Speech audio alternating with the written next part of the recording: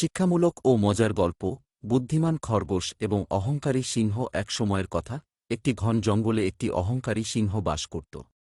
সে সবসময় জঙ্গলের অন্যান্য প্রাণীদের নিয়ে হাসিতামাশা করত এবং তাদেরকে ছোট করত। সিংহের ধারণা ছিল সে সবচেয়ে শক্তিশালী, তাই তার মতো কেউ নেই। একদিন একটি ছোট খরগোশ সিংহের কাছে গেল এবং বলল, মহামান্য সিংহ, আপনি খুব শক্তিশালী, কিন্তু শক্তি দিয়ে সব সমস্যার সমাধান হয় না। বুদ্ধিও সমান গুরুত্বপূর্ণ। সিংহ হেসে বলল, বুদ্ধি? আমি শক্তির কাছে বুদ্ধির কোনো মূল্য দেখি না। তুমি কি আমার সাথে প্রতিযোগিতা করতে চাও? খরগোশ মাথা নেড়ে বলল, হ্যাঁ, আমি প্রমাণ করতে চাই যে বুদ্ধি শক্তির চেয়ে বড়। সিংহ হাসতে হাসতে রাজি হয়ে গেল।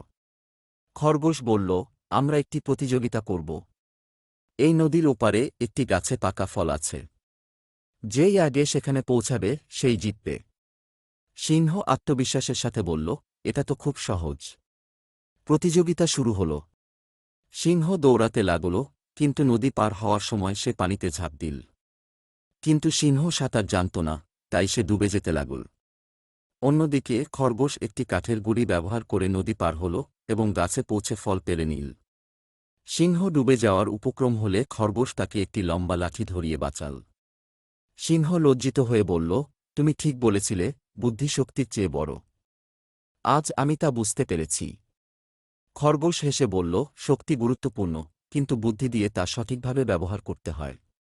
শিক্ষা। শক্তি যেমন গুরুত্বপূর্ণ, তেমনি বুদ্ধিও সমান গুরুত্বপূর্ণ।